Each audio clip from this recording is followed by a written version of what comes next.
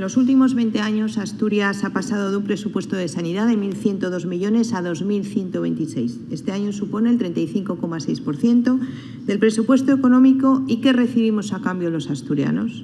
Una cifra, señora consejera, tan superlativa solo justificaría que la sanidad asturiana funcionase como un reloj suizo, pero no. En su anterior exposición dijo que la sanidad asturiana era un modelo de éxito.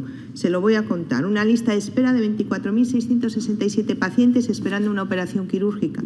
170.684 asturianos esperando por una consulta con un especialista. Centros de salud desbordados, con lo que resulta casi imposible contactar por teléfono. Listas de espera que terminaron originando una brecha social entre los asturianos, una brecha entre los que pueden permitirse recurrir a la sanidad privada y los que no. Centros de salud con falta de pediatras que comparten especialistas, sobre todo en zonas rurales. Servicios de urgencia de los hospitales colapsadas por la saturación en el centro de salud. Hospitales que no disponen de especialistas en diversas patologías y médicos y enfermeras y trabajadores del sistema público de salud agotados, frustrados, extenuados y colapsados.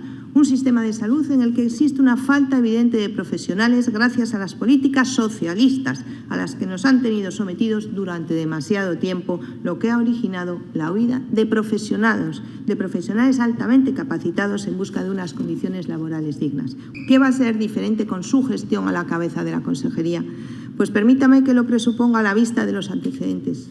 Nada, señoría, porque vamos a tener más de lo mismo, porque el sistema socialista se ha mostrado claramente ineficiente, no funciona. Ustedes proponen un plan de salud mental basado en la prevención. Y yo les digo, ¿en qué prevención, señora consejera? Solamente hablan de incorporar medios materiales y más médicos. En Vox seguiremos trabajando para que la problemática relacionada con la salud mental sea una prioridad para las administraciones y para que sus causas, la desesperanza, la soledad, la pérdida de valores y las referencias, la escasez de recursos y alternativas para una vida digna y la desilusión frente a la realidad social desmotivante tengan solución.